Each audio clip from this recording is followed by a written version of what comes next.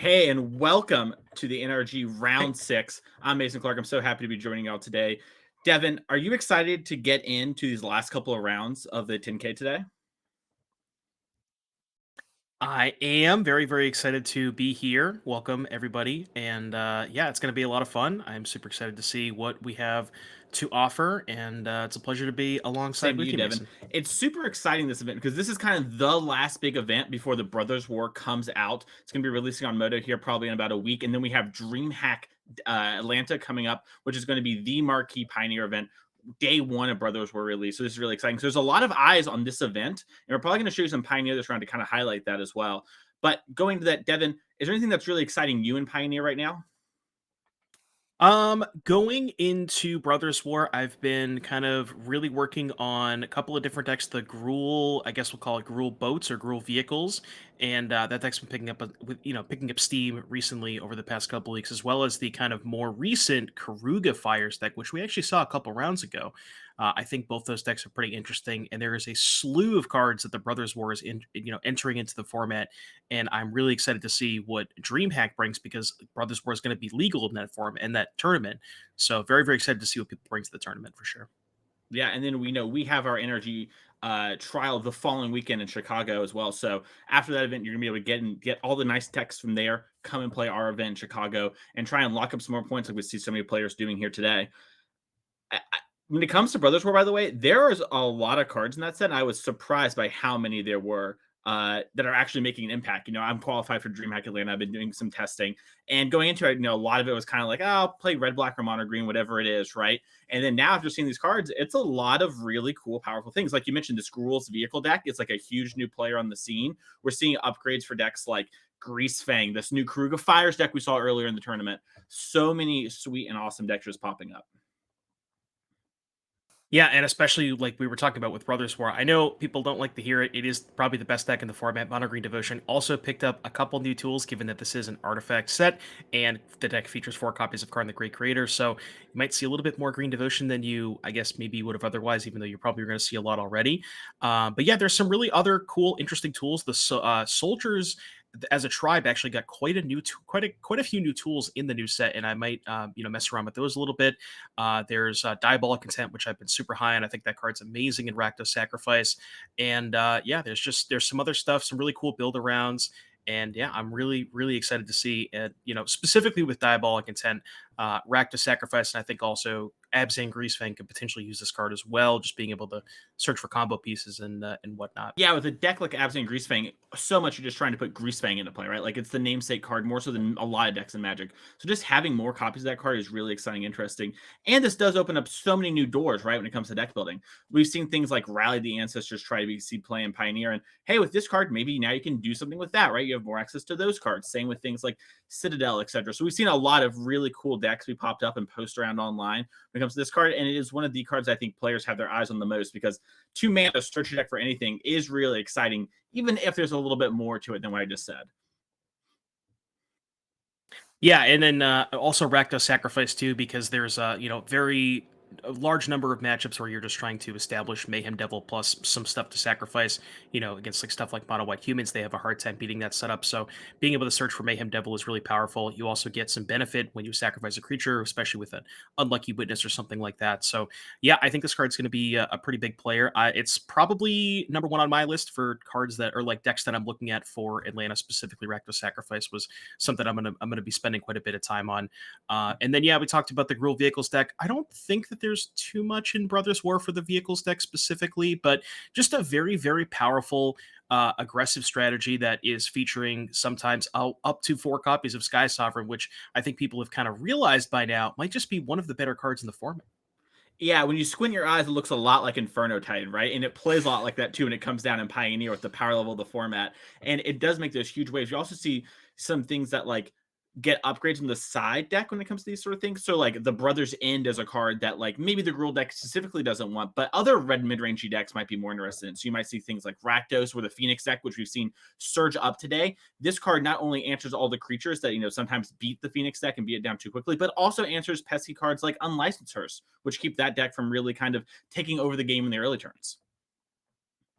Yeah, and the other thing to note is just being able to destroy all artifacts with mana value 3 or less. There's the Fires deck has been playing. I've seen even lists play 4 copies of Temporary Lockdown. So being able to have a sweeper that also has the ability to kill a lockdown if need be, that could be something potentially powerful. But yeah, there's a lot from the new set. I'm having a hard time with names. I have to remember a lot of the names. So I might actually go to the spoiler page real quick because there's a card that I wanted to talk about specifically with the soldier archetype. There was a blue white 3/2 flyer, but maybe we can talk about that a little bit later because we're about to go to the match. Yeah, and it looks like we're going to be having Slimak versus Dykman here in the Pioneer seat. We have Mono Green Devotion versus Mono White. Two of the big players in the format. Really something that you're going to see a lot of if you're playing this format. Devin, which side do you kind of like, and which one would you like to be on if you were playing this match? Well, my first answer to your question would be who won the die roll. But other than that, jokes aside, I think that the mono white deck is slightly ahead in this matchup. Being able to present a very fast clock. You have a lot of 1 drops, a lot of 2 drops, a lot of aggression. On the play, Thalia can mess up, especially the turn 2 Woeful Haven draws. So that could be something, or even like turn 2 Kiora. If you go turn 1 elf, you can't play a Kiora if there's a Thalia in play. Brutal Cathar is also, aptly named very brutal because the mono green deck is, very absent of removal spells. And then on top of all that, Brave the Elements is essentially just you can't block my creatures and GG's. Yeah, So it's very exciting. Also, from Dykman, someone we see a lot here on the NRG series, someone who's willing to experiment with decks. I saw the Rafine's Informant and a Jeskai Triumph in hand, so we might be having a little bit of a spicy version of Mono White here. I'm kind of excited to see what's going on exactly there, but it looks like the players are just waiting a second here to start up, and we do see the Jeskai Triumph on turn 1 for Dykman. So if I had to guess, this is labeled as mono white, but I'm going to assume, and I don't know if you've seen this deck before, the mono white devotion deck. Mm. I guess you kind of call it a devotion deck, but it's this one actually does have Nykthos. So this is, I believe, something that I think it was Kellen Pastor was the first person that I saw started working on it, and then some other people posted some lists. But basically, I believe it's also a Yorion. This one is this one is a Yorion deck. Oh, So it's hiding out yeah, underneath it's the life basically totals. Yes. Yep. So it's mono white devotion. There's some Nykthoses, maybe not the Nykthos deck you're used to seeing, but yeah, a lot of cheap creatures. We have Sarah Paragon. Looks like a small red splash for Fable of the Mirror Breaker, and then Yorion to kind of tie the room together. You can imagine like this deck just has basically every card in the deck is just permanents that have an enter the battlefield ability. So Yorion being able to just generate a massive advantage in this deck. Yep. And we've seen here in the first couple turns, John tried to develop an elf, got answered immediately by Dykman, and now we have that Rafine's Informant just conniving away, looking for a land drop. And I think we don't have a land here, so that's going to be a land drop miss for Dykman as we go into turn 3 here for a Slimak. And it looks like slamming the Old Growth Troll. Easy one when that one's your only play. So you had asked me about the matchup before. Now this matchup I think is a little bit tougher for the White Devotion deck because they can't really generate a fast clock like the Humans deck does, and a lot of what it's doing is similar to Green in terms of like trying to establish a lot of devotion and generate some mana with Nykthos, but the payoffs aren't nearly as powerful as Storm the Festival and Karn the Great Creator because the Green deck could generate a lot more mana. Yep. And speaking of Nykthos, we see the mono green player here play Nykthos, activate it, and slam a Cavalier of Thorns. Looking at the top 5, and we hit another Nykthos. Not the best hit in the world, but you won't see anyone complain about hitting a Nykthos, that's for sure. Yeah, notably milling over 2 additional copies of Nykthos. Now that's important because on the quote-unquote combo turn, you frequently see people storm the festival and flashback storm the festival and try to hit Nykthos to keep going. Well, now there's only 1 Nykthos left, so now you're very, reliant on hitting Kiora as your way to untap Nykthos so you can keep going on that combo turn. 100%. And we see Dykman here deploy a Skyclave Apparition, just going to get rid of that Old Growth Troll, clean up the battlefield a little bit, and importantly, take 3 mana away from Slickman when it comes to this Nykthos turn. Yeah, very, very massive. So it looks like we have access to 4 devotion off of the Nykthos. Maybe see something like a troll or a Kiora here first for Slimak. And yeah, see, can't get a quite good look to see if there's a storm in there. But if there's a land, we do have enough mana for Storm the Festival. So Yeah, I think we have a land, a Kiora, and Old Growth Troll in the Storm. It's a little hard to see. And it looks like maybe Slimak here is trying to min max and make sure that we're doing the most we can with our mana every turn. With a deck like Modern Green Devotion, that's such a huge part of it, right? Is hey, I only can get to do so many things a turn, but I gotta make sure I can do the most of those things. Oh, and it looks like it's a Teferi Time Reveler actually maybe in hand there. As the Planeswalker, which is something we've seen these mono green decks splash all the different Planeswalkers they want to, thanks to Othanissa. And we do see the Kiora develop here on the board. And it looks like we did float 2 mana. Oh, sorry, 4 mana from the Nykthos, and we have 1 floating here. So we're going to get to untap the Nykthos with Kiora, and now we're up a mana on the exchange. And this is what we're talking about with Mono Green, where doing these little things seems small and easy, but messing these up can be game losing for you. Yeah, so I think we're going to be floating to. Correction, real quick. That was, I think, the master or who slows the sunset. Oh, That's the that's theory. hilarious. Thankfully, Teferi Time Raveler is not legal in this Yes. format because that card is quite a It headache. just haunts my So, dreams every time I see Teferi. I just think Time Raveler. Oh, I can't play anymore. Oh. So slows the sunset. Yeah. Going to get to untap our Nykthos and get to generate even more mana here. And we're just going to end it with Old Growth Troll there. And we're going to draw a card from the Kiora. yeah, and you see what I was saying here about just the green deck being able to kind of go over the top. This is kind of a spot where the mono white aggro deck would be able to maybe have a little bit more presence of the battlefield in play, maybe be able to set up a Brave the Elements. But what is the mono white mid range deck supposed to do in these spots? Like if you look at Dykman's deck list, it's just a bunch of creatures that have enters the battlefield abilities that mostly just draw a card for the sake of argument. Some Elspeth Conquers Death that only answers 1 permanent card, the Great Creator, not nearly enough devotion to be able to utilize that. So this is a really, really rough spot Yeah, and for we see Dykman this from here. the mono white deck too, where like you mentioned, it can only kind of answer one thing, but it does have like a lot of weird tools to do that. And we see Elspeth Conquers Death here deployed thanks to Nykthos and our devotion to answer the Cavalier. And it looks like Dykman's going to try to just band down and survive the mono green turn and kind of hope that hey, you played a bunch of cards last turn, maybe you have nothing left. But we do see Teferi, who slows sunset here, does let you look at your top 3 cards and put one in hand. So Slickman might be able to find a card and move ahead. And looks like we found Karn. That's a pretty good one. Yeah, I think that is lethal question mark. I'm not exactly sure on the math here. I know we don't have a Teferi untapped, so that's less mana. I don't know if that matters though, because we have what 5 devotion. So you go Nykthos 1 floating, Karn, Cure untap 1. So 5 minus 2 is 3 plus 5 is 8. Karn 4 floating, Chain Veil 0 floating. I don't think we Yeah, have it typically quite yet. sometimes you can freeform a little bit and get there, but often you need 8 mana when it comes to devotion and Nykthos with activation up in order to win the game from this sort of board state. Now, like you mentioned, sometimes you can get there a little weird way or have a pseudo win, right? We have this insurmountable board state, but we do just have Karn. Looks like we're just going to grab Meteor Golem here as just a way to answer a problematic permanent and kind of once again bad down the hatch. And then next turn we can probably find our lethal there, and we do have things like the Cauldron that can grab cards from the graveyard in order to rebuild. So, yeah, Meteor Golem taking down the Skyfleet Apparition, which will give us a token as well for Slickman, which is going to make protecting these Planeswalkers so easy. And it's funny how much card advantage this mono green kind of ramp deck generates, right? Yeah, especially with Kiora, just you have the old growth trolls, you have the Cavalier of Thorns, just being able to just draw through your deck. You have Teferi that essentially impulses. You just have so many ways. Oath of Nissa, you just have tons and tons of ways to just kind of churn through your deck, find your threats. And the one thing that I'll note here is the Elspeth Conquers Elspeth Conquers Death Chapter 2. I believe the text on that is non-creature spells your opponent casts cost 2 more during their next Correct. turn. Yep. Correct?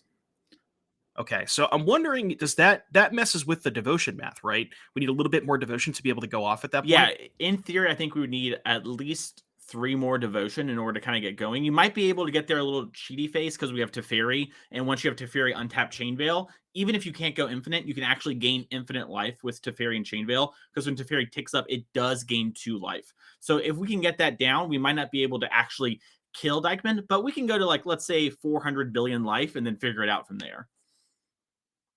That's a pretty good number. Is that the number you would choose if you were playing I think devotion so, on because that paper? gives my opponent a little bit of hope. If I say a Googleplex, they're just going to concede, right? But 400 billion, maybe. Also, Dykman is a Yorion deck. If Dykman can kill everything, Infinite Life doesn't actually win. So, a little bit of an outside chance, but something that is on the table. Yeah, I was thinking like I was trying to get really deep with the loops where like Slimak could eventually set up like a No, I guess you can't really. There's no really way to loop your library with Karn. I know you can like loop stuff with Tormod's Crypt, but you can't really loop cards back into your deck. Yeah, I we're gonna need, I think think. it's Junkyard Bot from like Magic Origins. You put 2 cards on the bottom of your deck. We're gonna need one of those, untap it with our Teferi. That's the next innovation in the deck. You saw it here first. And it looks like we So you're saying everybody in Atlanta should play a Junkyard Bot in their mono green sideboard? Oh yeah, they definitely should do that. I agree. Honestly, 15th card, does it really even matter that much? I've played a lot of True. Mono Green Devotion. I almost never touch the Transmogrifying Wand. It's, Yeah, there's a couple of those that you don't get too often. Yep. And it looks like we are activating Nykthos here, and then to make, 4 white mana thanks to Devotion. And it looks like we're in a March of Otherworldly Light, pitching 2 Whoa. cards in order to exile this Old Growth Troll, and then cast Sarah's Paragon, it seems, as well. Oh, yeah, because we pitched so many cards for the March of the Willet, we have 4 mana left over. Yeah, and Sarah's Paragon, one of the new exciting cards from Dominaria United. It's kind of like Lurrus in a lot of ways. If you squint your eyes a little bit, just gives you a little bit extra value, and that's one of the ways this deck kind of goes way over the deck in the format. Things like Rakdos midrange can't really keep up with this, and like maybe they answer it after you get something, and you Elspeth Conquers Death, and this comes back again. So it creates a lot of value that's hard to do. And then in this matchup, actually rebuying things like Skyclave Apparition matter a lot. The Mono Green Devotion deck needs to have specific permanents in play to actually do something. If you're Slimak here, you've got to be thinking you're close to infinite life, right? Got to be close. I mean, you're definitely looking for, like you said, a little bit more devotion to be able to. We have the card to get to the Chain Veil, but I think, like you said, I think we're a couple of devotion short, especially through that Elspeth Conquers Death. So let's do some math here for the folks at home. So we have 1, 2. Oh, we only have 3 because we answered devotions, the is that Old Growth right? Troll, so we can't actually get it. We can. Okay. Yeah, it looks like what we did is we minus our Teferi, found an elf, and now we're deciding if we want to use Karn to take up to try and save loyalty, so maybe it lives, or minus and just get the instant value. And it's a little awkward, like we mentioned, this Elspeth Conquers Death Chapter 2. You can't get something like Skyboat here. You're just actually a mana short, unless there's one hiding on screen. But it looks to be a mana short. No, 6 lands on tap plus the QR, right? Oh, yeah, we haven't used the Cure yet. Yeah. So I guess we can exactly. So he is play it. exactly 7. Yeah. Yeah. Yeah, and you could also just get something like the. No, I was gonna say getting the Chain Veil doesn't make a lot of sense because your Planeswalkers are. You can't use the Chain Veil because it costs 6. You won't be able to activate the Chain Veil.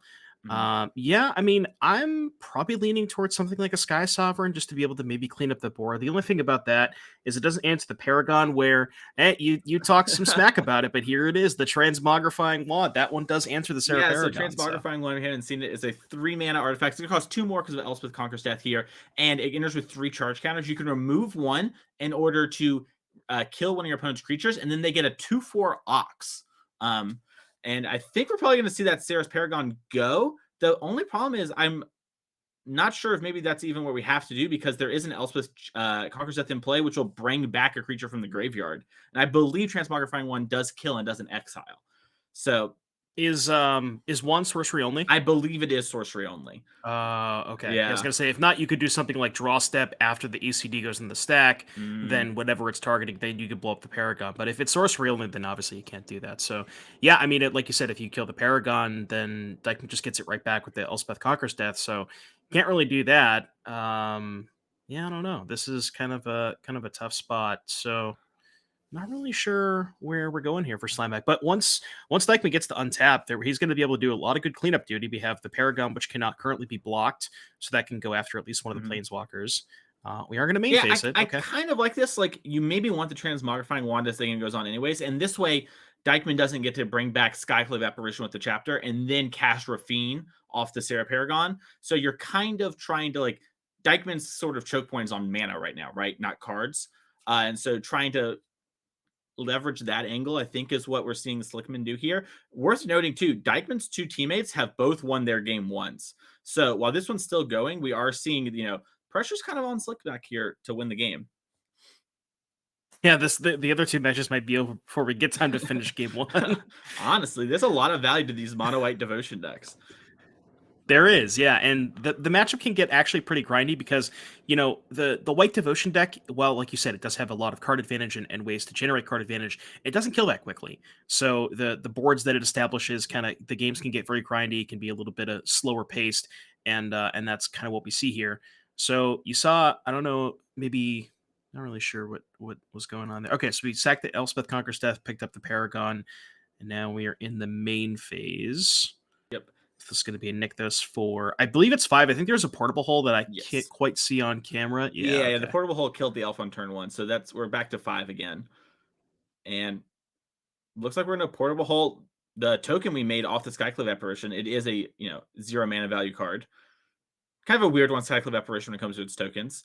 And then we also see Chained to the Rocks here to answer the Meteor Golem. That's going to remove all of the creatures minus this Llanowar Elf into play. And then we're going to see Dykman cast the Skyclave apparition from the graveyard, exiling that Kiora. And things are starting to swing pretty quickly here. Uh, I don't know if it's going to matter too much, but one thing that I will note, I believe I might have rather have seen the Chain of the Rocks in the basic planes, because if John finds something like a Beseiju, you can now blow up the Rogran Triumph and get the Meteor Golem back. So might have rather seen that on the basic planes, but maybe it's not going to come up. Yeah, I think Chain of the Rocks has to enchant a mountain. Oh, Enchant Mountain. My Yeah, apologies. My it's all apologies. Never good. mind. It's all good. You're right. You're right. Flavor. It's been a while. Yeah, no worries. It's been a while. Yeah, and it looks like we're just going to get some attacks in, and both our planeswalkers are going to die. We're going to choose to keep the elf in play here in case we draw something maybe like Storm the Festivals. And what about a second forest? Was that what we're looking for? No, I definitely don't think we're looking for a forest. Yeah. Well, we are going to get to transmogrifying the Saris Paragon again, get another Ox on the side of Dykman. And just a pass of the turn. We do have a lot of mana. This is something that sometimes happens with these mono green decks, right? You just generate a lot of mana, generate a lot of cards, and then sort of your deck has just a lot of mana sources in it.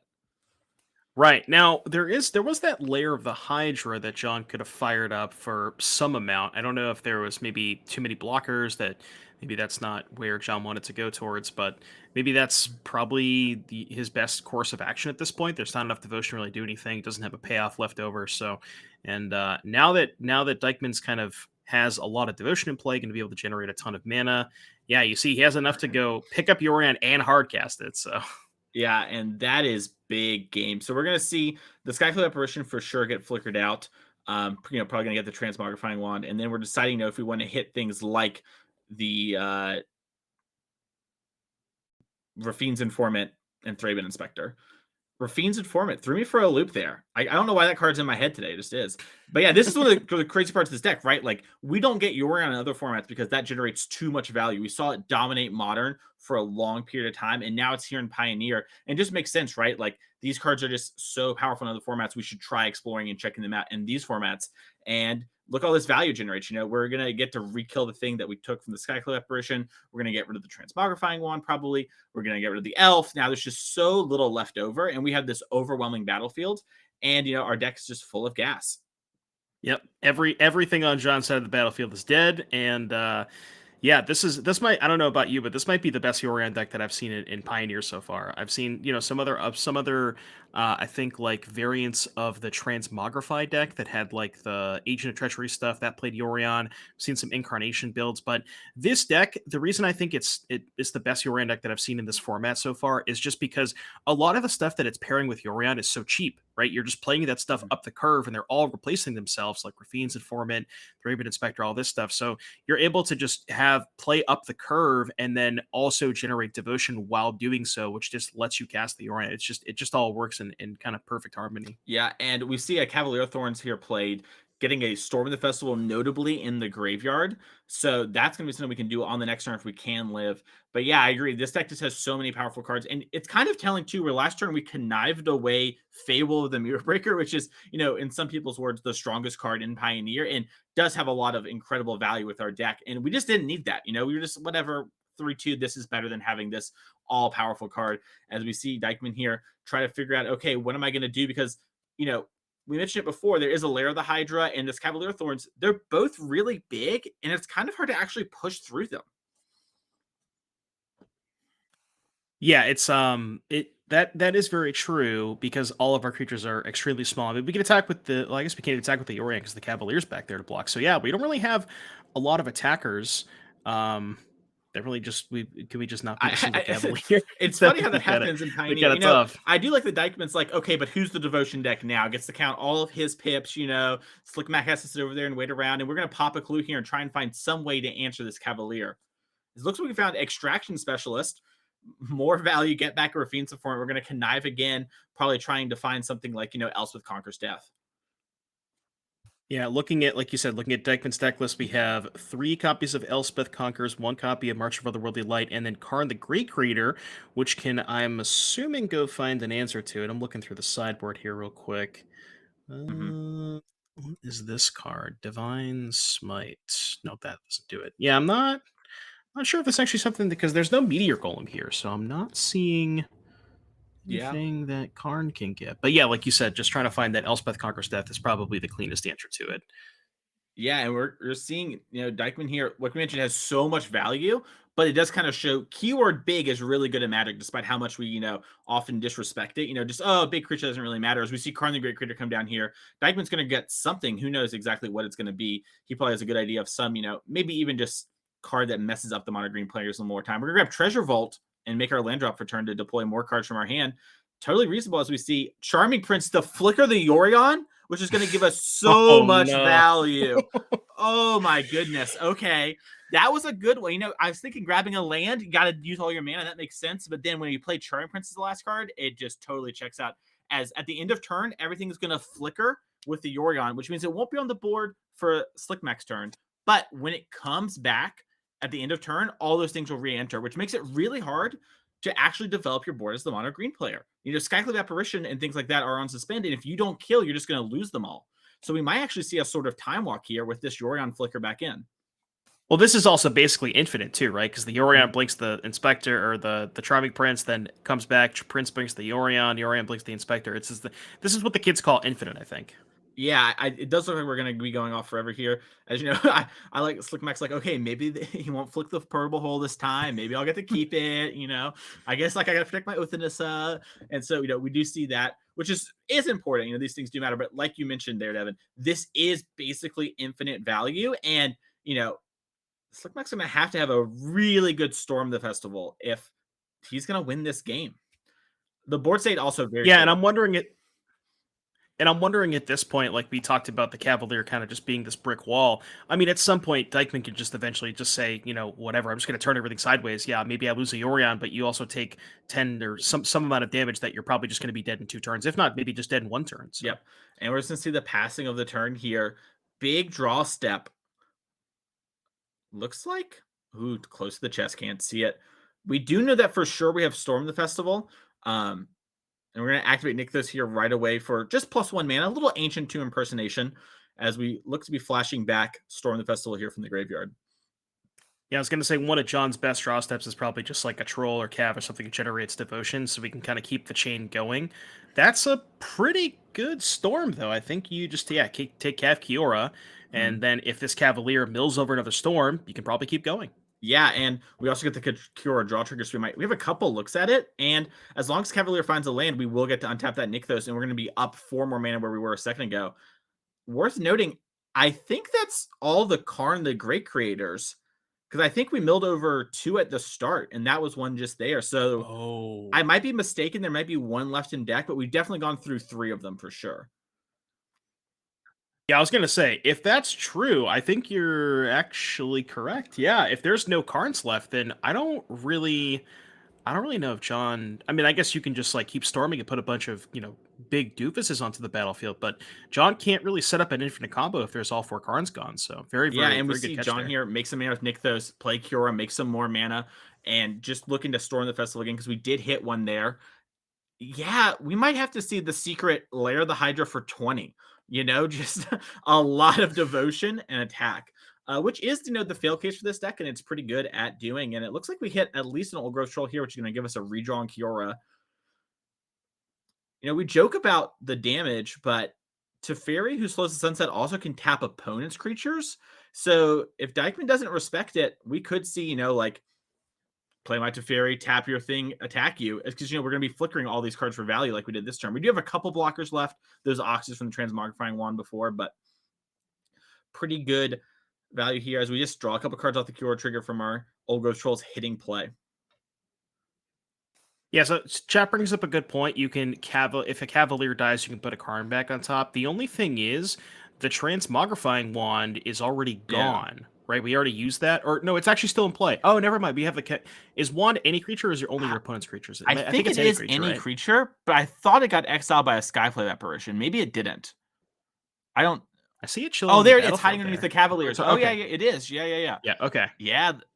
So that should probably just be game then, because you can, if as long as you hit a storm, you can go wand your own Cav, put a card on top, then cast storm, hit the card, and then you should be off to the races Yeah, there, I I almost think. wonder if that was supposed to be what we did originally there. And we are going to say do the Chain of the Rocks, which gets back Meteor Golem, which is blowing up the Yorion. That is huge. So now we're not going to have that loop going for forever. And like you mentioned, we can wand our own Cavalier in order to set back up the Karn, which we kind of do need to actually win this game. I think you're going to need the infinite value. Wow. All right, the card in play. The card is shutting off the Oh, wand, there's a so we no. can't do that. Okay. I Yep. There's so much stuff on the battlefield. It's really Yeah, hard to this is keep the track first of. good one for NRG coverage for me. Just a clear, easy game. Nothing weird going on. 2 stock decks, normal draws. Yeah. Oh But yeah, yeah. that's a good point. I forgot about the Karn the Great Creator on the board. So I guess we're gonna have to be battling over the Karn here. But we mentioned keyword big, kind of important. Worth noting, this isn't gone forever on the Yorion. If we find another else with Conquer's Death, things are going to get out of hand. And we're going to get a lot of value here as we get Thraben Inspector, a couple of Rafine's Informant, Charming Prince, and a Portable Hull back onto the battlefield. We're going to get some scries, some draws. There's a lot going on here. Jason, I know that we joked about it, but I think the rest of this match might be over before we finish game one, because we see the legacy match is already finished. Max Smith taking that match 2-0, and Leary also up a game in the modern seat. So this game, let me tell you, is far from over. So there's a good chance that the other match is finished before this game is even over. So That's true. Luckily for us, Brickman Fields, they're playing 2 grindy decks. And so we did see the Rakdos Scam player win pretty early, which is typically how those things go. So there might be a hope that we can get to game 2, chat. I'm really hopeful to get to game 2. But if it ends on game 1 over here, it ends on game 1. All right, and it looks like we're extraction specialist. Is maybe game flick. Oh, maybe this is just we're trying to ordering how we're gonna sequence things. yeah, because I think all the stuff is coming back, and we're trying to figure out what to blink with the Charming Prince, I believe. And like you said, just trying to make sure to stack the triggers. Yeah. But the one thing going for John is John did break up the infinite loop, as we like to call it, which with the Meteor Golem blowing up the Yorion. So no infinite value train for Dykman here. But I feel like Dykman's probably generated enough value. Now the question is, how, if you're in Dykman's seat, how do you end the game through this kind of battlefield? Because the thing you have to keep in mind, if you're Dykman, is that you can't really ever afford to let these Cavaliers die, because once the Cavs die, then Karn goes on top, and then you're probably in a world of hurt at that Yeah, point. it is So interesting. With your own Karn, you do kind of meet the Karn stalemate. So as long as you're ahead on board, it won't be a problem. But the moment you fall behind, which is very easy with all the big creatures, it could catch up. I'm not sure what Dykman's going to do here. Dykman is minus the Karn, though, and is checking out the sideboard. Maybe has some exile graveyard card or something in the Karn wish board. We see a lot of people play Tormod script, so maybe that's something we can go grab here. But we're taking a little. not seeing a Tormod Ooh. script.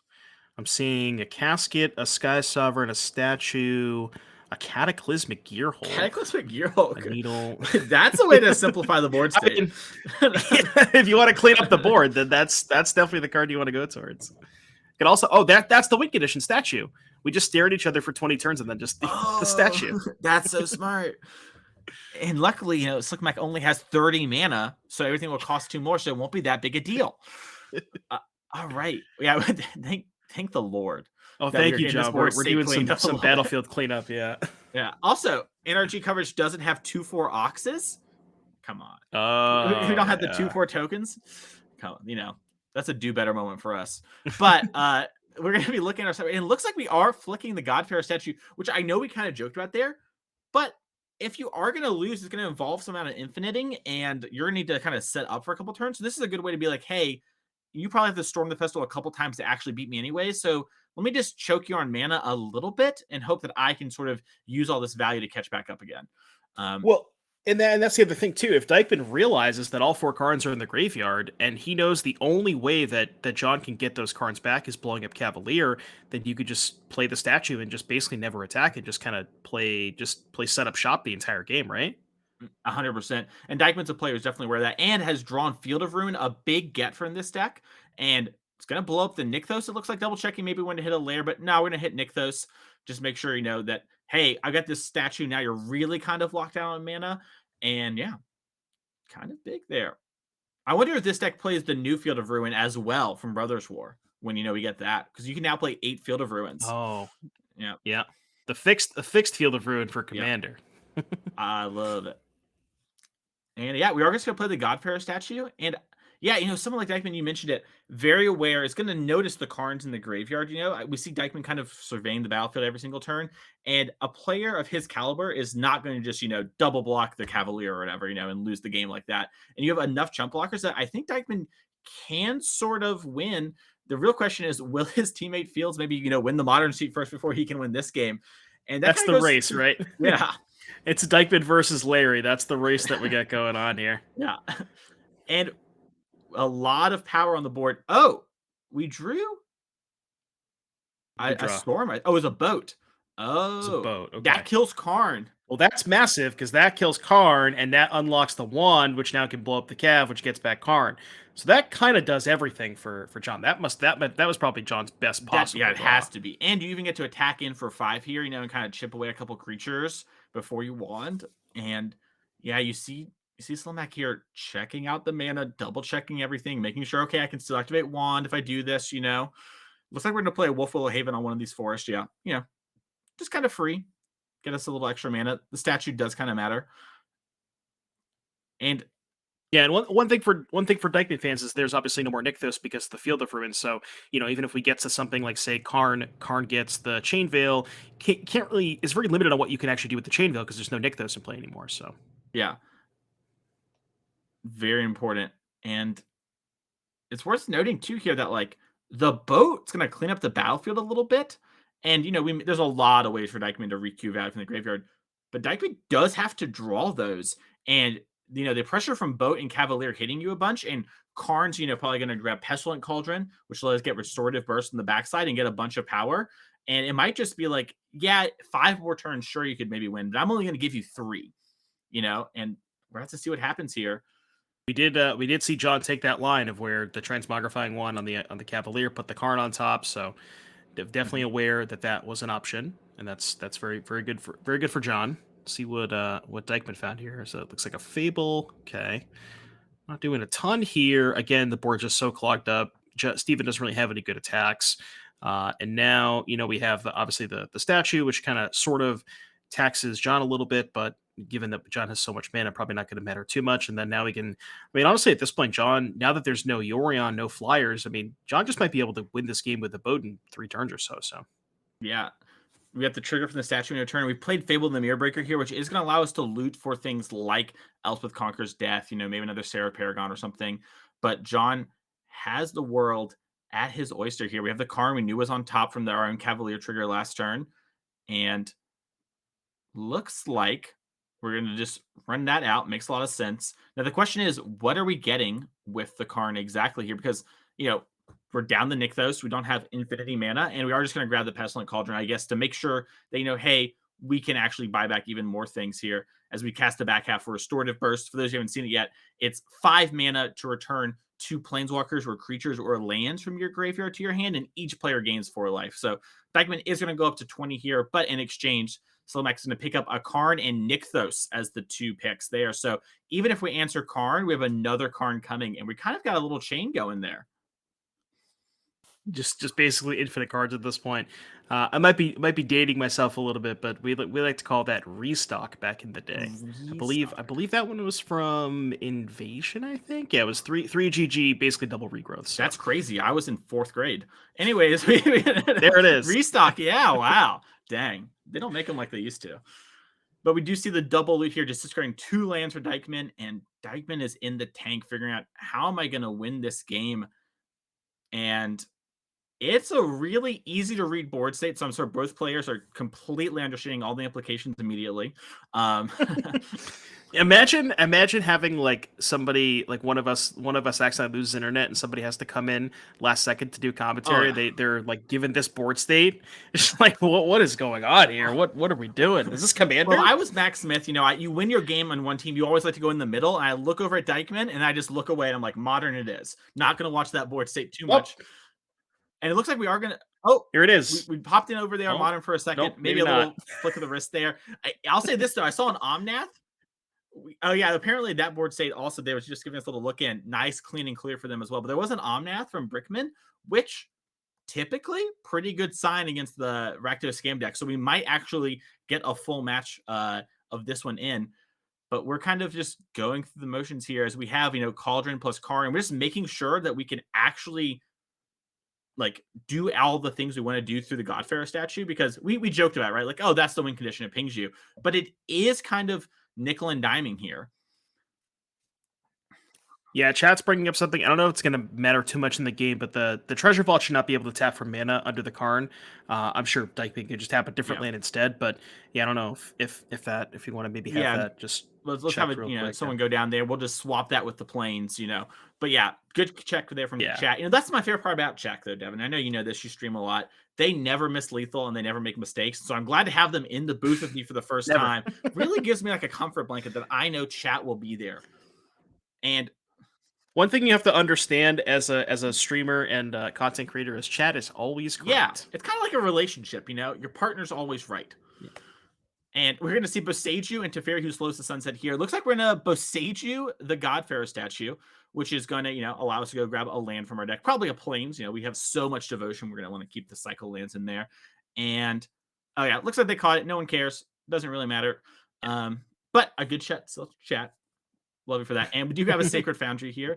And I think with Nykthos and Teferi, who slows the sunset, it's hard to tell. We're a little bit devotion shy on actually going infinite, but we can, I think, grab the Chain Veil and deploy it on the board if you want to expose it, or maybe just put in your hand so it isn't risky to, Elspeth Conquers Death. But worth noting, if you Elspeth Conquers Death it and exile it, Karn can just grab it again.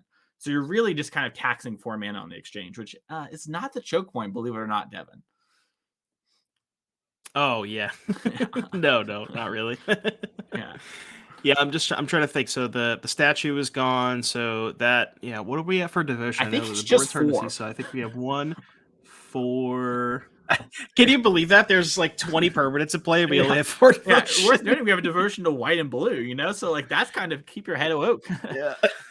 And we're gonna get frisky with it. Oh, someone's attacking. We got a meteor golem, and it's just screwing the skyboat. Okay, that makes a lot more sense than the golem getting frisky.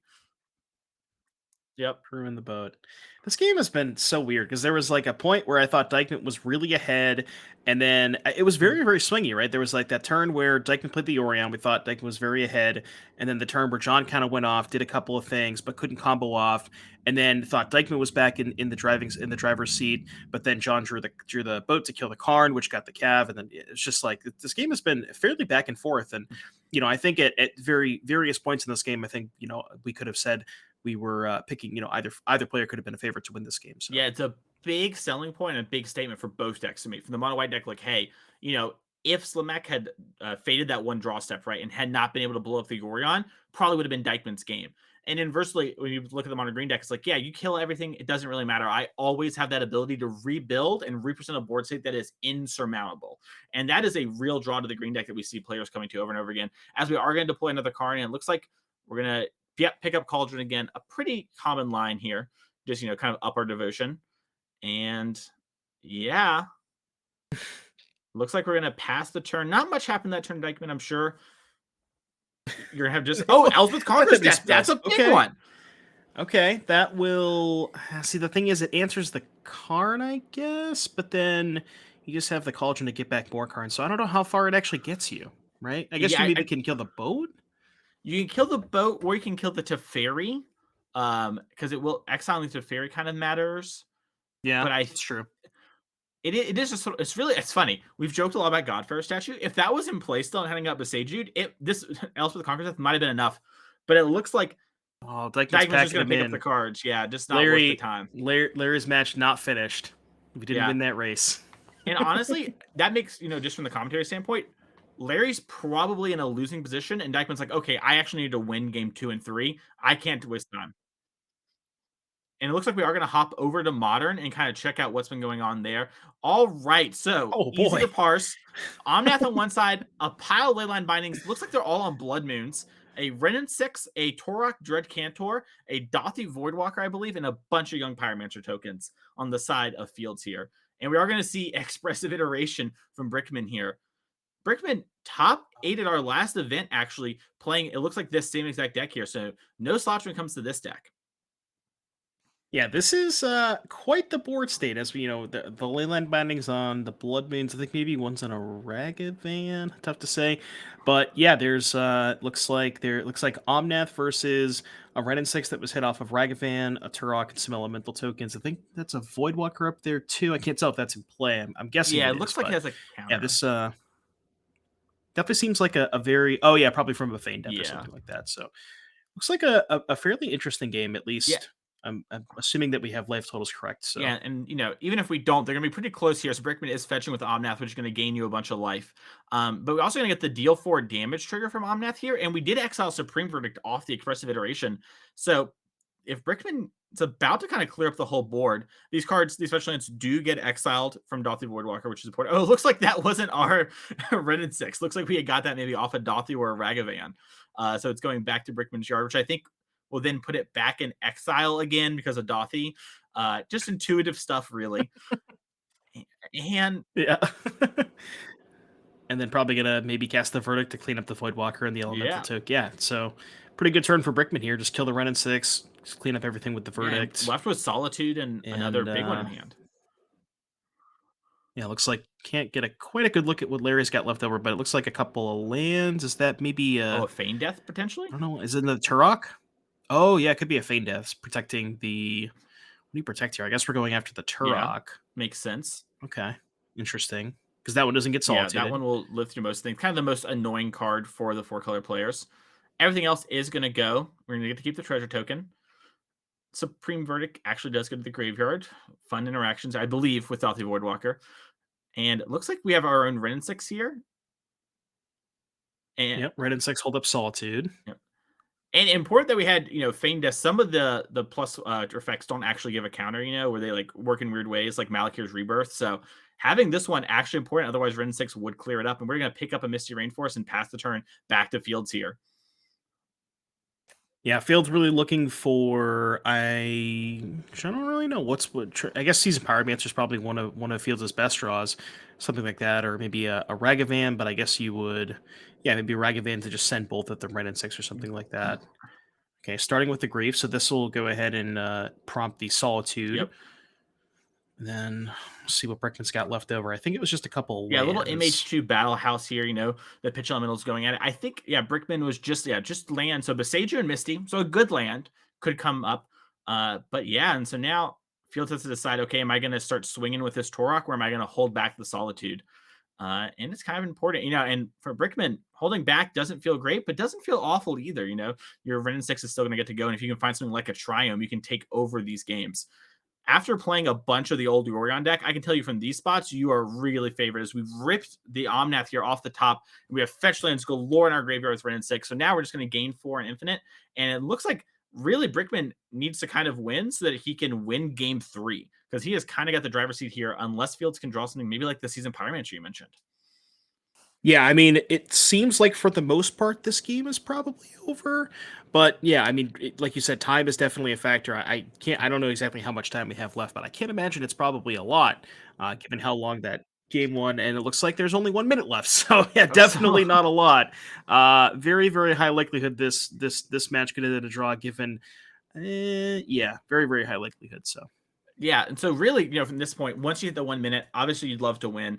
But if your Fields here, you're kind of like, well, I win. Oh, it looks like Fields is gonna just concede that game. So we're gonna try and play a game 3 here before time. The players will have a little bit extra time because we did make them wait for the feature matches to Right. start. So they probably have, let's guess, 5 minutes for the sake of the narrative. And that is enough time for someone like Fields to actually win. And winning the round way better than drawing here. Obviously, you draw, you're maybe still alive for top 8, but you have to win again. Fields is just going in for the win here with the team. And Yeah, and remember how quickly Fields won that game one. Hmm. That we that was I can't imagine more than 5 or 6 minutes. So Fields definitely recognizing the time is an issue and wants to go ahead and make sure that he has time to play game three. So definitely Yep, and understand that. Rakdos game is a deck that can actually, we saw it happen in game one, but it happens a lot. You evoke something like a grief and just rip your opponent of two cards, and you Malakir's Rebirth or something. But also in these high pressure time situations, you can do things like evoke a Fury, and it's a 4/4 double strike.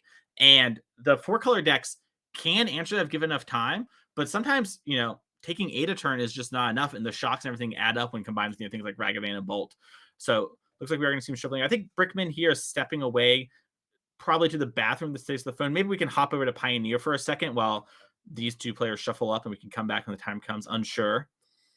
Yeah, as you alluded to, basically the turn one 4/4 double strike theory, which is it basically turn one Hogak, as Young Dingo, famous streamer, likes to call it. So That checks out to me. Probably stronger. You didn't have to do any setup. You just needed land in the cards. And it looks like here we're catching in the game state. Okay, so we checked in with everybody. We have exactly 8 minutes left for these players because we do have a different clock. Because future matches we make them wait a minute, so we don't punish them for that. And as from the board state, we see Dykman here, chained to the rocking down a Cavalier, deploying his own Skyboat. And this board state much more simple than the last one, but we do have a lot of mana here, and we saw how last game how just one Store in the Fest or something like that can completely change the game. As we deploy Kiora into Old Growth Troll as our last card in hand, which gives us another relook. yeah, and these you could tell these players are playing at what appears to be a lightning speed. I for a second I thought we were on times 1.5 with the way that they were playing, but we're not. This is real time. So yeah, these players Mhm. definitely trying to get the match finished. We only have 8 minutes left, and given the nature of the games, especially we saw game one took basically forever. So, but as we come into the game, it does look like John is pretty far ahead here. Dykman appears to not have done a ton. Looks like he picked up a Yorion last turn, which is going to get blinked, but he's not really doing a ton here. I mean, I guess you can fire up the boat, which maybe gets to the Kiora. So we'll have to see. Yeah, it looks like we're just playing Yoran as a 4/5 and then just attacking the boat down. And we might maybe miss the. Oh no, we didn't minus the cure, so we used the 3 damage on the cure. Yeah. So it's gonna take care of that there. And let's look back here. Got a lot of mana, so the world's his oyster, and we're gonna activate Lair of the Hydra. I believe that Lair of the Hydra is for 7. Thanks to Elf there. And Well, now it's dead. all right, March for the like easily killing it, but taking 12 here for Dykman still, and the race is on.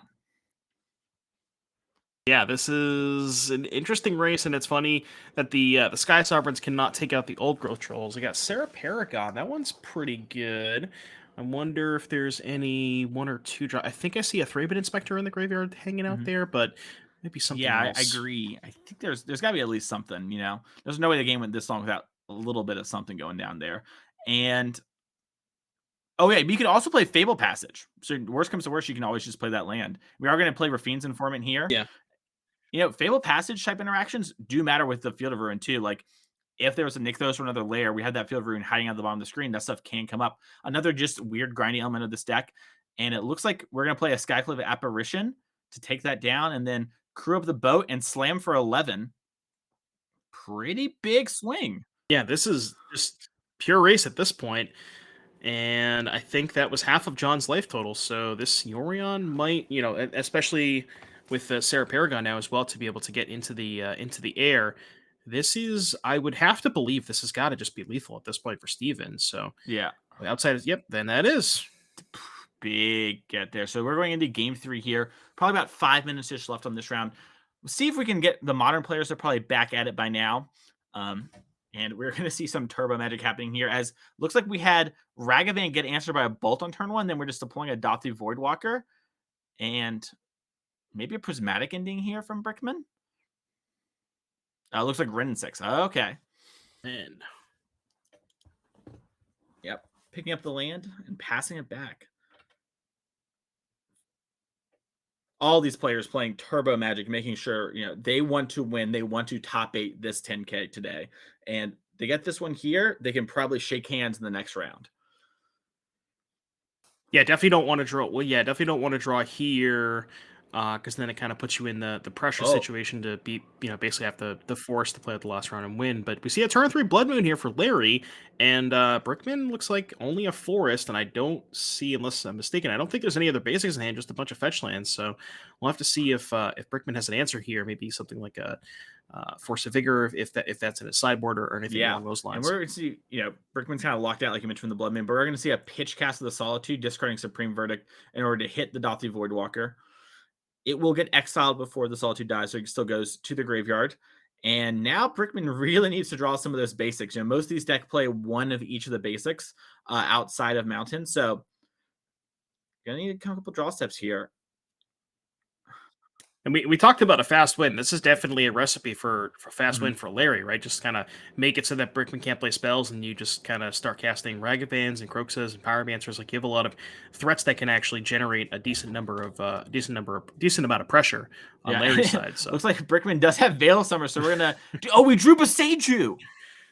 Oh my goodness! Yeah, that's pretty we cycled good. the Veil, first, and now we Yeah. hit the perfect card. And now, Larry has like cards like Terminate in hand, some answers. They're kind of good. Oh, we also have a Dread Cantor, but we are no longer under the Blood Moon if we don't want to be. And that is big game. Oh, and I love this. We're just gonna pick up the Hollowed Fountain, no reason. We're gonna play it. Nothing to see here. We're just hanging out, nothing to worry about. And pass back to Larry here, who doesn't have the fourth land to slam a kick Torok Dread Cantor, but did pick up Kolagon's command for the turn. Looks like maybe a passing of the turn. It looks like Brickman's going to Beseiju the Blood Moon here.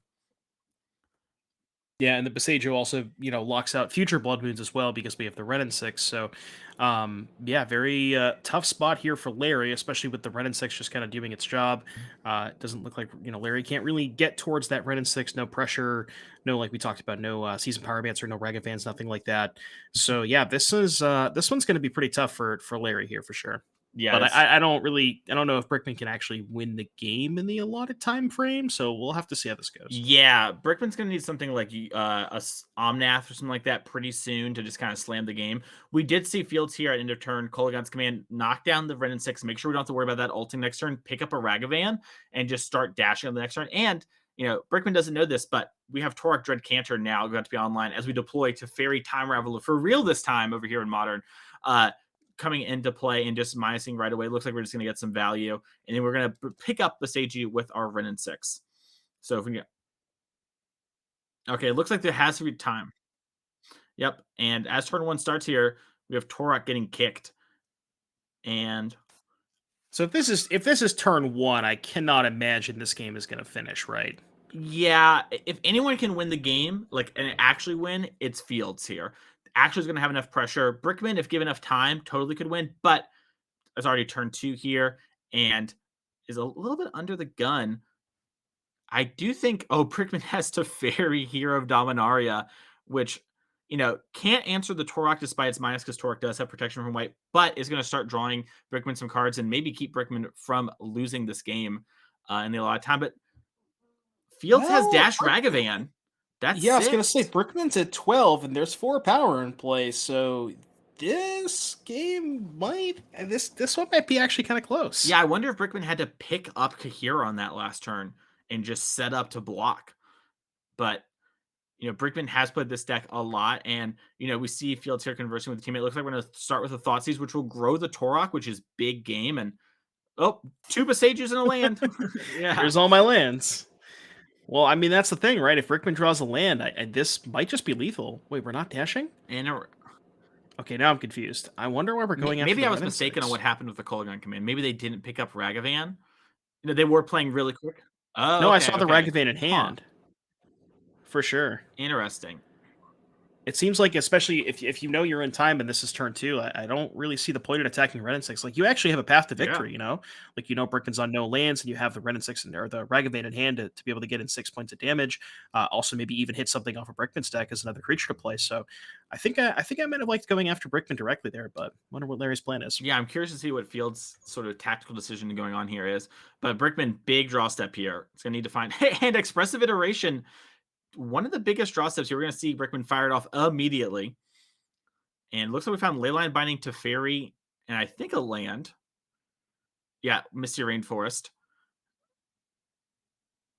funny enough, binding would have been good enough to stop this Ragavan that we were talking about, but not good enough to stop the Torok. And we tick upped our Teferi and found Omnath. We already played our land for turn, but we can still fetch and be totally fine and just gain a bunch of life here. There Yeah, is a just play. terminate from Larry. Yeah, well, yeah, you can't terminate right now because of the Teferi, but yeah, you could Mhm, just say Omnath right now, crack the fetch lane, gain a little bit of life, just to try and make sure that you don't die next turn if you're Brickman here, but and then untap 2 lands from the Teferi, and yeah, Brickman still has some action available. That leyline binding you talked about. mhm. We'll have to see what he decides to go for here. Yeah, and it looks like yeah, we probably verbally said we're taking up these planeswalkers, whatever. We just didn't do it on players. That's why we saw the lands get untapped and everything. Both players still playing a little quickly. Sometimes you get in that rushing mood when you're getting close to time, and it's hard to kind of slow it back down. And it looks like the players are kind of figuring out what's happening here. Will it be a draw? Will it not? Who knows? I'm going to guess from what's going on in Pioneer that it's a similar way. And it doesn't look like a winner was decided here, so probably going to be a draw. Yeah, Um, well, if both of those matches were a draw, then that's a win for Dykman, Fields, and Smith because Smith oh, was the Legacy was the only match that actually got the finish, and that's that right. was taken Yeah. 2-0 by Smith. So if Mhm, both those other games were in a draw, that's a win for Dykman, Fields, and Smith. We'll have to see what exactly happened there. We'll maybe get you an update, but mhm. Yeah, I assume that the devotion game, the devotion mirror, I should say, is over at this point as well.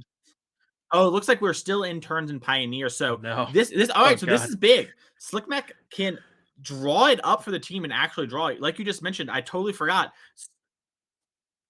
Yeah, so Smith won. So if our mono green player here wins this game, it's a straight draw, which obviously not exactly what you want for the team of Slickmack, but if you draw it here, you're still alive for top 8. You're still alive for more NRG points, which is super important to a lot of these players.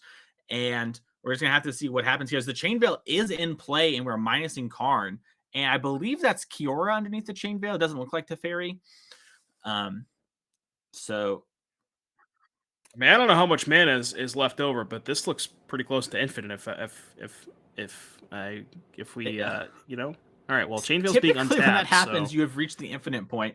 A fun part about Chain Veil, if you yeah. haven't watched much Pioneer, is the card reads like it would activate only one extra time when you activate it, but really it stacks, and it's an effect that works on future Planeswalkers as well. So when we play another Kiora here, the new Kiora will have 3 activations. 2 from our Chain Veil being activated, and 1 for the normal Planeswalker activation, which means we can do things like activate Nykthos twice, make a bunch of mana, and then start activating Chain Veil again. And we can do that. And then with Pestilent Cauldron and Restorative Burst on the backside, we can go infinite with our Karn the Great Creator and our Kiora and just make infinite mana, infinite things, and just gain infinite life. And then eventually we'll activate our Cauldron to mill the opponent for all their cards. Yeah, I'm gonna assume this is probably lethal. We don't have an exact count of how much mana John has floating or anything like that, but we definitely have the resources as far as the car, the chain veil, the Kiora, the all that kind of stuff. Yeah, So looks like we have 2 activations. So Kiora's going to untap the land twice, which is going to generate 3, 6, 9, 13. 12. I think I count 16 devotion 16. Yeah. because like we got 4 and then Yep. yep, okay. So yeah, 16 devotion. This should be Yeah, so enough. even though we don't also have the Karn, another one in graveyard, we can kill this Karn to grab the Cauldron again and work back. And that is going to be a draw for all the teams here. Mono Green Devotion winning in Pioneer. We had Mono Red Stompy winning in Legacy, and then a draw up in the middle seats. But we're going to take a short break here before we get started with the next round. So go get your food, get your popcorn, get whatever you need. Come back here, and we'll see you all in about 2 minutes.